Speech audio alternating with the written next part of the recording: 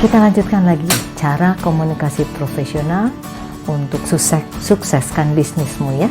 Yang kedua ini adalah jenis komunikasi. Jenis komunikasi, ada jenis komunikasi formal dan ada jenis komunikasi tentunya informal. Ada formal, ada informal. Apa bedanya? Kalau kita mendengarkan formal, tentunya segala sesuatunya terstruktur. Jadi melewati suatu organisasi, struktur organisasi. Kalau informal melewati organisasi tapi tidak terstruktur, ya. Jadi bisa komunitas, bisa suatu perkumpulan yang tidak terstruktur. Jadi kalau contohnya formal, terstruktur itu seperti perusahaan-perusahaan besar, BUMN, PT, CV, itu semuanya adalah organisasi terstruktur atau organisasi formal. Sedangkan informal adalah suatu organisasi yang tidak terstruktur. Kemudian delegasinya seperti apa? Pendelegasian atau kewenangan itu kalau di formal itu dari atas ke bawah terstruktur. Semua informasi dari atas ke bawah itu melalui tingkatan-tingkatan atasan ke bawahannya lagi. Kalau komunikasi non formal, pendelegasiannya pun secara informal. Tidak usah tertulis, kadang-kadang bisa lisan juga. Kemudian apalagi? Kalau formal itu harus ada disposisi atau istilahnya kita memberikan instruksi kepada bawahan tertulis karena semuanya terstruktur. Walaupun itu melalui email harus ada email secara terstruktur. Tetapi kalau komunikasi non formal dia bisa lisan, cukup lisan memberikan instruksi, kerjakan tanpa harus tertulis, tapi suka banyak desas-desus. Ya, jadi kalau di dalam dunia komunikasi istilahnya grapevine atau desas-desus itu gosip.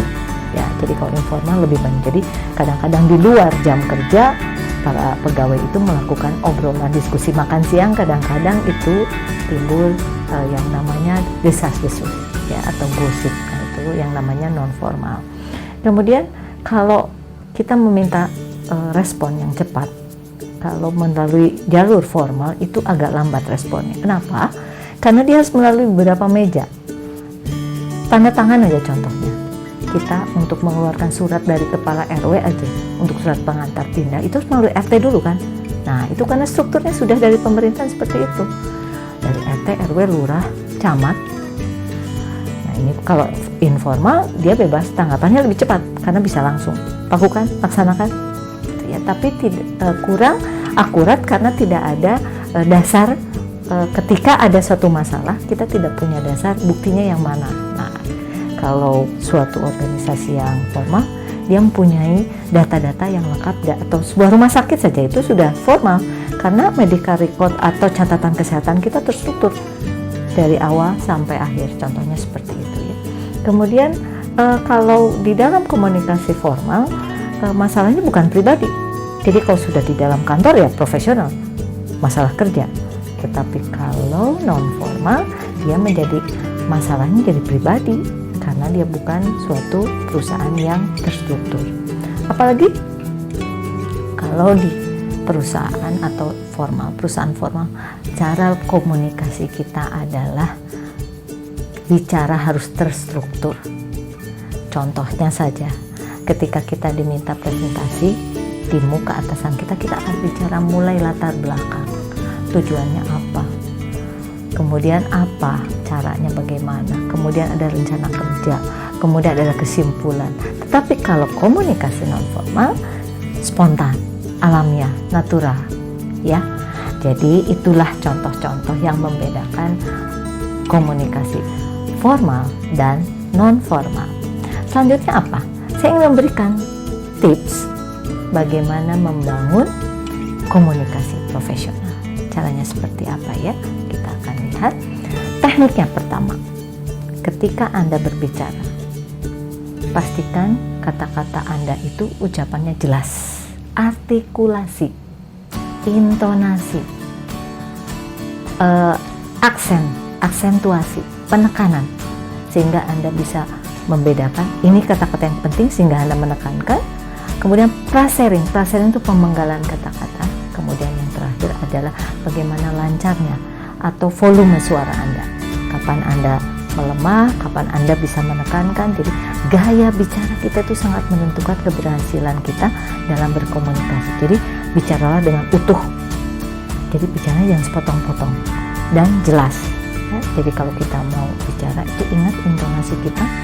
Jadi kalau orang dengan sedang emosional tentunya intonasinya tinggi, tapi orang yang biasa berwibawa karakternya, suka orang bilang dia pelan, lambat, namun jelas ucapannya ya. Nah, kemudian kita harus tegas ketika kita mau berbicara dengan bisnis kita secara profesional. Tentunya kita harus punya pribadi yang menunjukkan ketegasan kita dalam berbicara, dalam berkomunikasi. Kemudian kita ketika sedang berkomunikasi harus paham betul siapa yang saya ajak bicara. Anda harus bisa membedakan saya bicara dengan levelnya yang lebih tinggi, yang sama, yang di bawah kita, dan yang diagonal di antara bidang yang lain.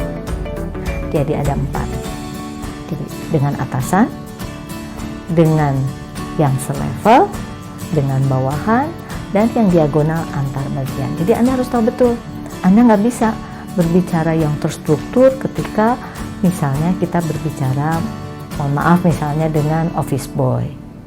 Anda tidak bisa berbicara yang bahasanya tinggi sekali ketika Anda berbicara dengan misalnya yang petani. Dia tidak akan mengerti istilah-istilah bahasa asing. Apalagi kita harus tulus, terbuka, kemudian tidak berbelit-belit. Bicaralah to the point atau intinya kemana. Jadi biasanya ada beberapa budaya Indonesia biasanya memang terkenal dengan budaya basa-basi.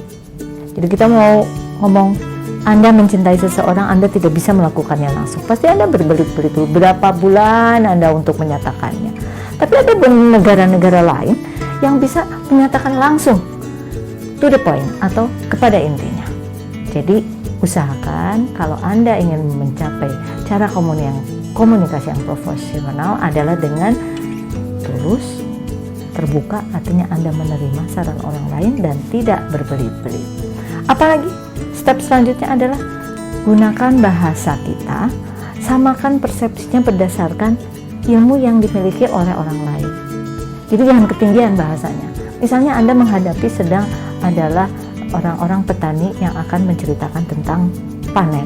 Kemudian Anda menggunakan bahasa Inggris dari awal sampai akhir. Nah, itu tidak tepat gitu ya.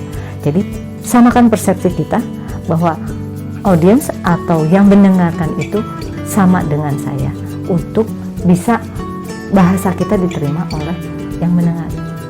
Selanjutnya adalah kita bicarakan global dulu. Saya mau ngomong apa nih sekarang.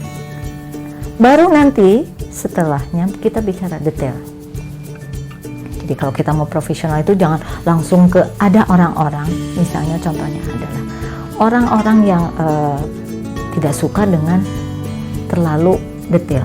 Ada orang-orang yang, jadi tujuannya apa sih? Ingin langsung globalnya. Jadi alangkah lebih baiknya kalau kita ingin bicara lebih profesional adalah sampaikan dulu yang globalnya, kemudian baru kita akan sampaikan yang detailnya. Kemudian kita juga harus memberikan contoh yang nyata. Contoh nyata itu apa? Bisa kita gunakan. Contohnya adalah ketika saya mengalami kegagalan, contohnya dalam bisnis, Anda bisa ceritakan itu sebagai bahan obrolan Anda. Saya membangun bisnis online atau startup, namun ketika itu bangkrut. Nah, itu bisa dijadikan contoh sebagai bahan obrolan kita. Jadikan kita sebagai model. Kemudian sampaikan informasi itu dengan lemah lembut, berkesan di hati yang mendengar, bisa juga mempengaruhi. Jangan kita menceritakan suatu kecemasan sehingga orang lain yang mendengar atau kita memprovokatori. Jadi berilah suatu cerita yang berkesan, yang lemah lembut sehingga orang susah melupakan cerita Anda. Atau diskusi dengan Anda, orang tuh saya senang diskusi sama dia tuh dapat solusinya. Nah, itu adalah poin buat Anda. Selanjutnya apa? Ketika Anda merasa, ketika ngobrol, jangan Anda lakukan obrolan serius Anda akan berbisnis tapi Anda lakukan di mall. Itu adalah suatu kesalahan. Atau di undangan nikahan, Anda ngobrol suatu, saya perlu tanda tangan dia nih besok. Pak, bisa nggak tanda tangan besok Pak? Karena itu adalah suatu kesalahan fatal menurut saya. Jadi kalau itu adalah noise yang akan mengganggu, atau sedang hujan besar, Anda tidak bisa terima telepon dengan benar, tidak bisa mendengar suara lawan Anda, dan Anda paksakan itu sehingga hasilnya Anda akan membuat kesalahan yang fatal. Itu adalah teknik komunikasi secara profesional dari saya. Selanjutnya kita lihat berikutnya.